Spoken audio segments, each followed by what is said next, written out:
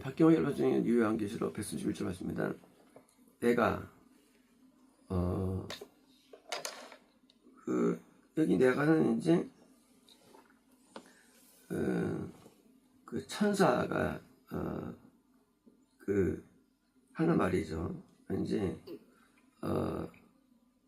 이 천사가 하는 말인데 하는 말씀을 대언하는 거죠. 이게 이제요. 이제 성전이 있을 것이고 신약 기간 동안에 이 구원이라는 동시에 또 뜰 거듭나지만 상실되어 가지고 하나님 나라를 짓밟는 자들이 있을 거야. 이게 동시에 양면이 있을 거야 라는 예언과 동시에 내가 내 두 증인에게 줄 것입니다. 두 증인. 이 두 증인이라는 것은 이건 물론 역사 신약 기간 동안에 특별한 두 명이 나타나는 게 아니고 이런 식의 해석들은 이제 진짜 성경을 모르는 사람들이에요. 거의 많았어요. 자기가 두 증인이라고. 그러니까 이제 뭐 예를 들어서 뭐 바울과 실라 뭐 이런 식으로 해가지고 하는데 사실은 이란 단어는 이거는 증거의 숫자, 전도의 숫자 이란 단어는요. 이란 단어는 불신자가 기독교 오게 하는 숫자 이게 이라는 단어. 그래서 항상 예수님께서도 둘씩 파송하죠. 파송할 때 이 전도할 때 우리의 기본 단위는 혼자가 아닙니다. 꼭 둘을 보냅니다. 저도 둘을 보냅니다.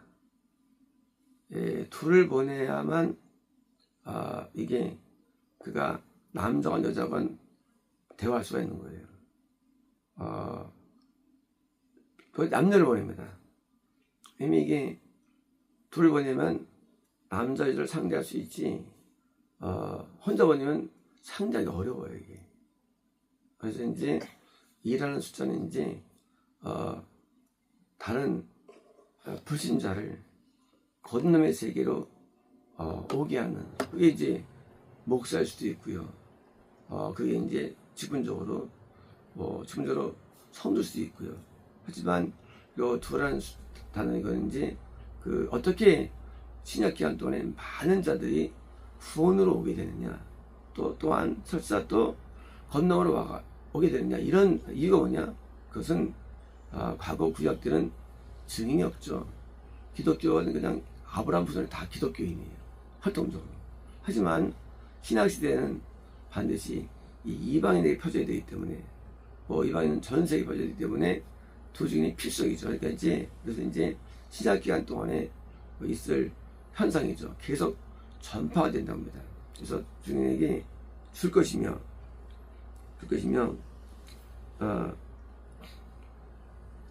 뭘 줄까요? 그러니까 지금 요한에게 지팡이 비싼 갈대죠. 갈대 한 3m 되는 거죠. 이게 측량하는 거죠. 왜냐면 그 두 증은 상징적인데 이제 이러한 지금 요한이 본 거 성전과 뜰의 현상을 보게 되죠. 똑같이 이 전도의 양상을 통해서 똑같이 일어난다는 거예요. 이런 애들이 요만이 아니라. 그래서 이제 재림까지 이제 일어나는데 물론 여기서 이제 두 증인의 역할은 이제 사실 대환란을 말미암아 막을 내립니다. 이것이. 그러니까 대환란이 이것을 막을 내리는 거예요. 다시 말하면 대환란이 뭐냐? 대환란은 이러한 복음 전파가 막을 내리는 거예요. 그럴 때는요 이방인에게 전한 복음이 막을 내리고 다시 원가지인 참감나무에게 가기 때문에 복음이 돌감나무인 우리에게 이방인에게 퍼졌어요. 이제까지 두 증인입니다. 퍼졌는데 이제 가입니다. 그러면 이제 그게 어떤 복음입니다. 베옷을 입고 누구냐 증인이 베옷 회개의 복음입니다. 회개의 복음. 우리는 복음을 이해할 때 교리를 말합니다. 복음을 이야기할 때 성경을 말해요. 복음을 이야기할 때 보니까 그냥 교회를 말합니다. 다 진짜가 아니에요. 복음이 뭐냐? 복음은 회개입니다. 회개는 복음의 뭐요? 복음의 진 면목이에요. 과거 우리는 회개운동이 날 때 했었죠. 회개운동. 미국에서도 조던 에드워드의 부흥운동, 찰스 피니의 부흥운동, 무디 부흥운동, 이런 부흥운동 전부 다 회개였죠. 생각할 때 그들은 회개 이거구나. 아니에요. 그게 두 증인이 되는 거예요. 그게. 과거에 우리가 대명의 평양의 부흥운동, 그때 회개했었죠. 그게 두 증인이 되는 거예요. 그러므로 회개가 아닌 복음은 복음이 아닌 거예요. 회개는 뭐냐? 회개로 우리는 거듭나게 됩니다. 거듭남이 뭐냐? 그때 내가 믿게 됐거든요. 그 거듭남 아니에요. 그때 내가 교회를 열심히 다녔거든요. 그 밑에 거듭남 아니에요. 그때 하나님을 아버지 부르고 거듭남 아니에요. 거듭남은요, 회개로 거듭났어요. 회개라는 것은, 이것은 영생을 얻는 기본 베이스가 된 것이고 방법이 되는 거예요. 방법. 두 증인. 여기 두 증인 많죠. 성도도 있고 목사도 있고 선지자도 있고 많겠지만, 그러나 두 증인의 드디어 핵심이 나옵니다. 뭐냐? 핵심이 나오는데, 영생을 얻는 자의 증거가 두 증인이 되는 거예요. 두 증인은 전도를 말해. 맞아요. 하지만 전체가 다 증인이 아니죠. 건너게 인도하는 것도 두 증인에 속하고 있고, 그런 것도 속하고 있지만, 영으로 인도하는 이것이 두 증인의 액기시가 되는 거예요. 그러므로 영생에 이르는 정도의 회개, 이 배우시래요. 영생 오는 정도의 회개, 영생 천국이죠. 여기까지 오는 정도의 회개가 진짜 두 증인이 된 것이지, 그냥 너 교회 다녀. 아람. 문을 냈어요. 혼났어요. 이러면 이스라엘이에요. 드디어 구원받았어요. 유다입니다. 유다. 하지만 그가 시온 발전되기 위해서는 영생에 이르는 정도의 회개, 장기간의 회개, 오랜 동안의 회개. 다윗이 10년 동안 쫓김당하죠. 뭐 했을까요? 인간은요, 고통이 오면 회개하게 됩니다. 사울이 고통을 줘. 10년 동안. 인간은 회개가 터지는 거예요, 계속. 인간은요, 고통에서 회개합니다. 트라 장사도 밀려면 회개할 수 없어요, 사람은요. 그래서 영생을 위한 회개가 이루어지는데 비로소 이거예요. 누가? 그 누구가?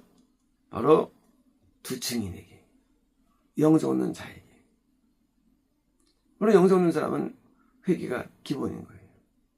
드디어 1260일 똑같아요. 3년 반, 한때 두때 반, 42달 똑같은 거예요, 이게 표현이. 근데 몇 달이냐, 이 표현이. 이제 60일 매일. 그러면 이것이 신약 기간이라고 했는데 이게 왜 전가집니까? 사실 전개를 포함해요. 하지만 포함하지만 요 두 증인이 뭐예요? 뒤에는 약화돼요.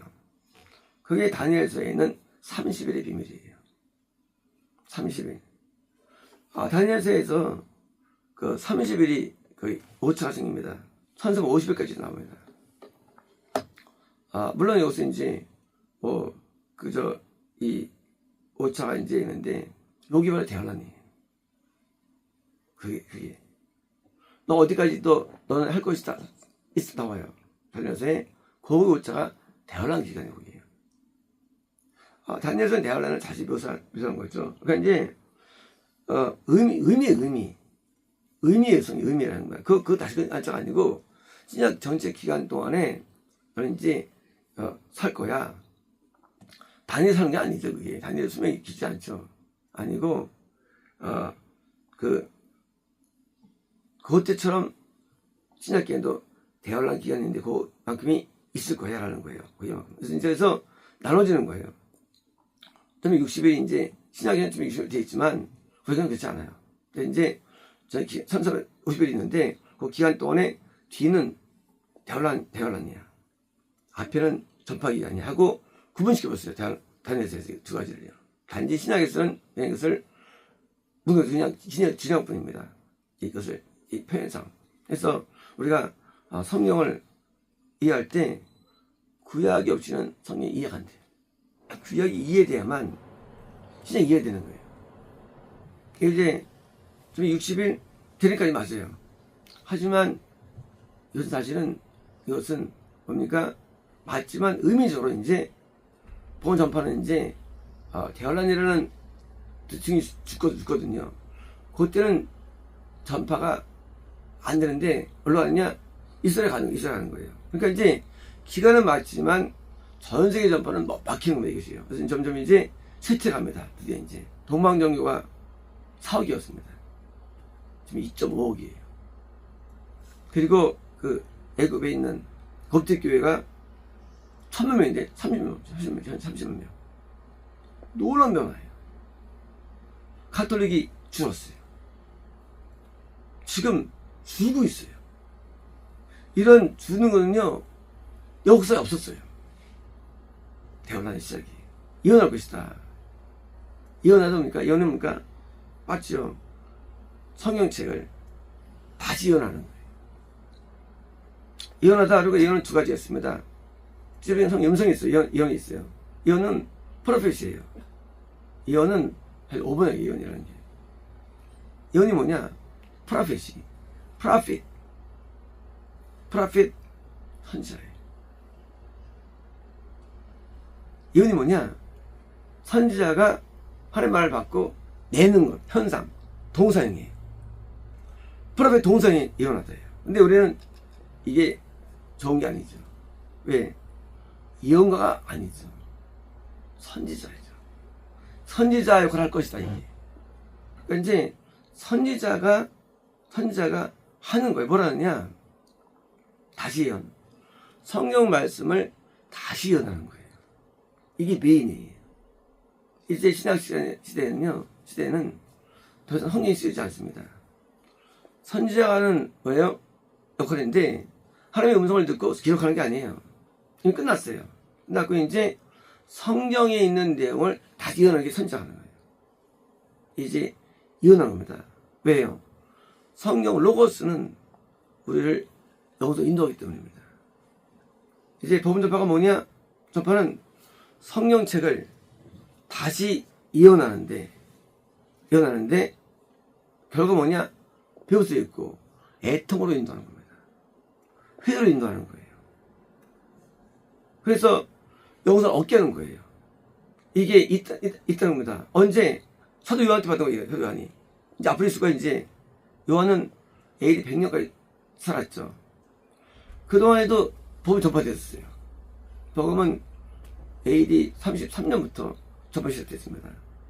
13년도에 드디어 승천하시고 드디어 이제 전파됐는데 이제 뭐예요?